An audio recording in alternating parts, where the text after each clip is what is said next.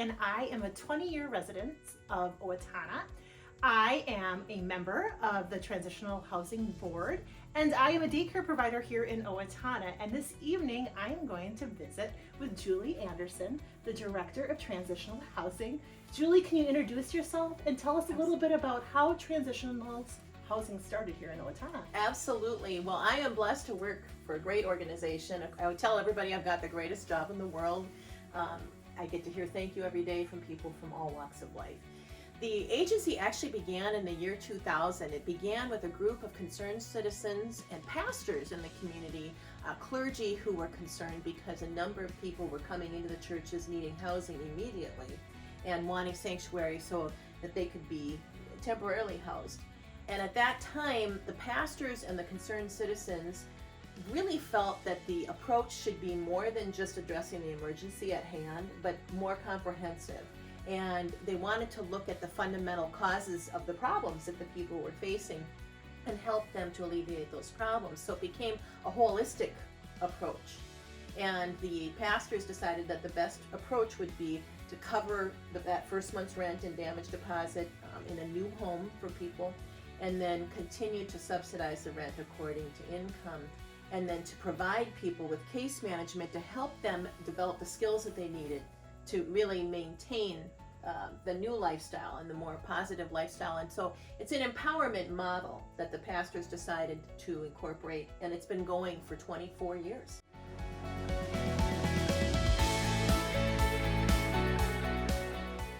And when you mentioned that homelessness doesn't look like one thing per se, I think that was the biggest eye-opening thing for me when I came on the board, was to see that homelessness was just not sleeping on the street. Absolutely.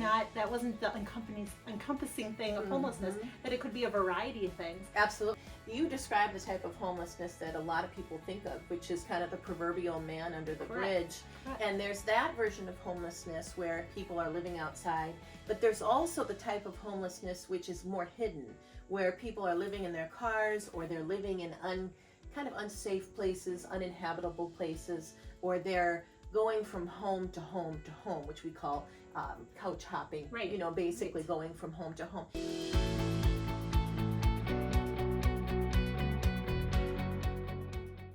What's exciting right now is we're preparing for something really exciting Right. to happen in the next few weeks. Do you want to talk a little bit about that? Absolutely. We've got an upcoming fundraiser, and that's going to kick off on the 19th of November, that whole week. And we're going to be online, so we can access ways to give. And then we also have a wonderful mailing that's going to be sent out, so people will be receiving some information about transitional housing and how they can contribute.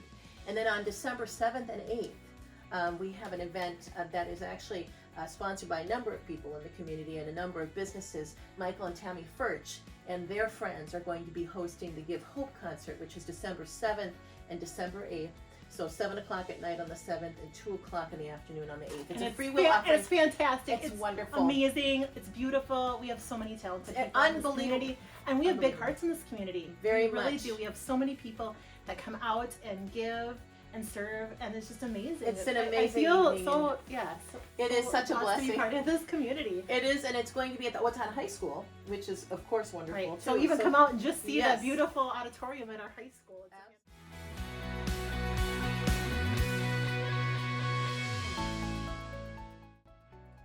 So we said that the fundraiser is called Eliminate Homelessness. How close are we in this community to eliminating? Is that reachable? Is that attainable? I think it's attainable. I think that eliminating homelessness, I have to believe, is attainable. I think that even though we're always going to be challenged, we're always going to have people in need, we have the means to reach those folks. And I think the way to do it is to work with programs like ours. There is hope there. That this is not an untenable goal. It is possible. There can come the day when we do eliminate homelessness. I think the key is when we have people who are at risk for eviction, for example, we can stop that before it cycles into homelessness. So I think prevention is the key. And then I think working with programs like transitional housing. Rents are going up in our community, but wages are stagnant. And that's not an attack on our community. That's a reality that we're seeing in every community, that rents are going up and wages are stagnant. And so the way to respond is stopgap programs like ours, where we can help people who are in that situation temporarily, and hope.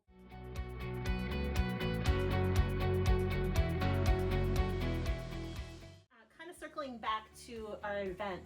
So we're starting this fundraising.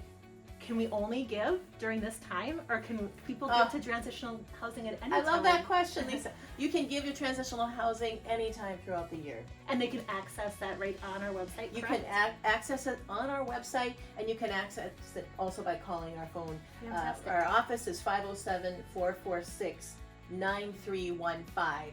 And so I encourage people to call or to get online and join us in our fundraiser. But if it's beyond that week where we're kicking off our fundraiser, you can give anytime throughout the year. Yeah. Our big push is right now until the end of the year. But we will absolutely, we are in need of giving Always. year round. Always, all the time. The need is there. It is there. We have a waiting list of about 45 families right now. So the need is definitely There is there. definitely a need in our community.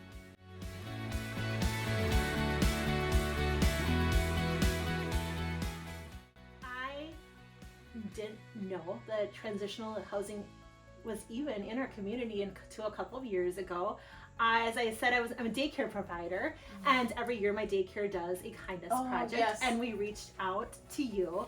And from the moment I met you, I knew that I wanted to be part of this. And I think we are called to serve, and I think all of us have a servant's heart. And I don't think people understand that serving doesn't have to be donating hundreds of thousands of dollars. I often tell the kids, lots of little hands can make really big impacts, and lots of hearts in our community can make really big impacts. When you step back and you think about giving, you are helping someone, but there is something that you receive in return. Yes. And I think what we're seeing in our community is that ripple effect that you talk about. People in our program that have graduated from our program who are now mentoring other people in our program.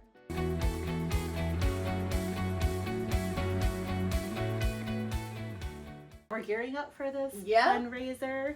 We talked about ways to donate. Go on our Facebook page. Yes. Great information on our Facebook page. Brings us to your website. Share. Yes. Share our Absolutely. posts. Yep. Is there anything else we should include? Time, talent, and treasury. Just remembering that you can give of your time, you can give of your talent, or you can give of your treasury, or you can give of all three. And join us That's on right. December Join 7th us and 8th. 7th and 8th, yes.